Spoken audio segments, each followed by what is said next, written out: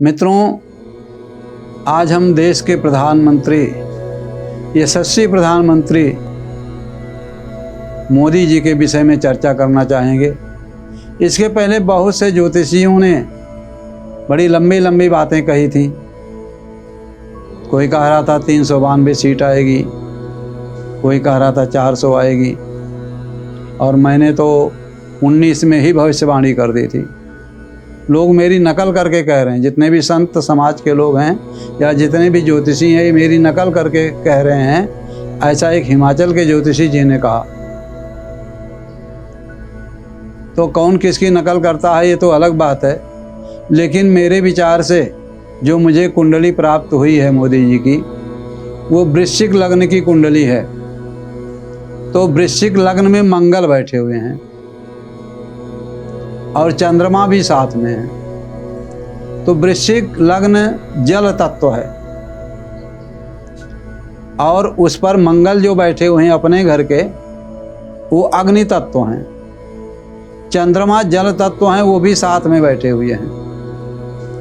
तो ऐसी स्थिति में व्यक्ति के पास निर्णय लेने की अभूतपूर्व क्षमता होती है जो उनमें है।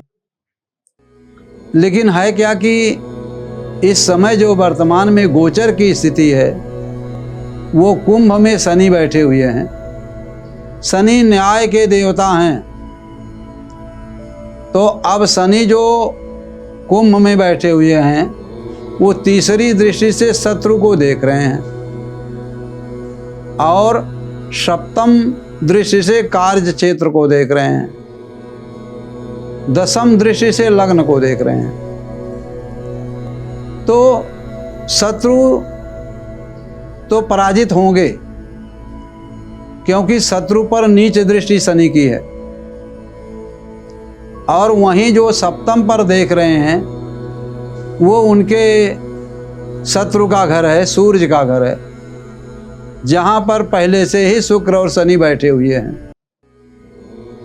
ये दसम कार्य क्षेत्र है, कार्य क्षेत्र को देख रहे हैं, लग्न को देख रहे हैं।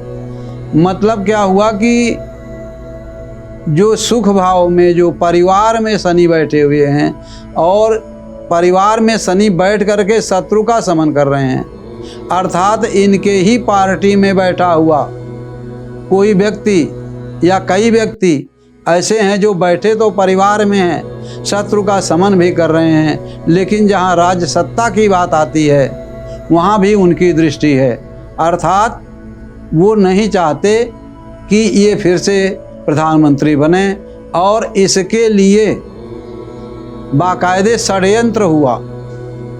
और जो भी राम मंदिर बनने के बाद अयोध्या में ही हार जाना, ये एक षड्यंत्र का तरीका है, षड्यंत्र का प्रतिफल है।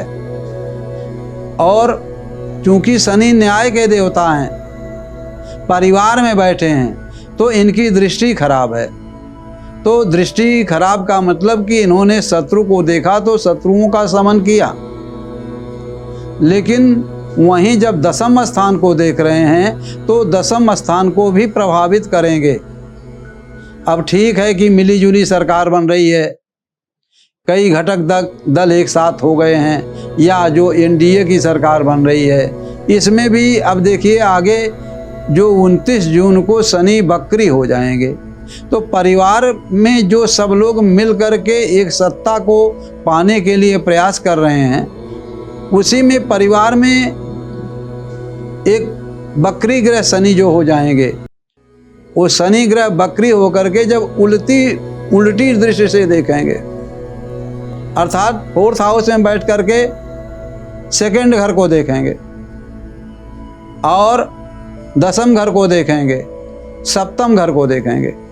तो सप्तम घर को देखेंगे तो वहीं बृहस्पति ऑलरेडी अपने शत्रु के घर के बैठे हुए हैं। तो गुरु और शनि का आपसी टकराव होगा। तो कहने का मतलब यह है कि पार्टी में ही, उन घटक दल में, एनडीए में ही कोई ऐसा व्यक्ति होगा जो टकराव की स्थिति पैदा करेगा और इनके लिए संकट की स्थिति बनेगी। ये शनि देव के कारण है, जैसा मेरे देखने में आ रहा है।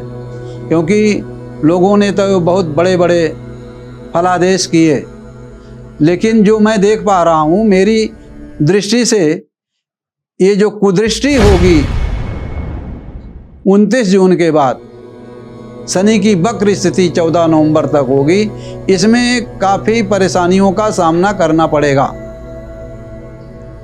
और मेरी समझ में शनि का समन किया जाए। शनि का समन कैसे करेंगे? तो शनि का समन करने के लिए तो हनुमान जी की शरण में जाएं, और इसके अलावा जो अपने मातहत लोग हैं उनसे व्यवहार अच्छा रखें, बना करके रखें। तो शनि स्तोत्र का पाठ, शनि की पूजा, अपने मातहत लोगों से अच्छा व्यवहार रखना, इसी में भलाई है।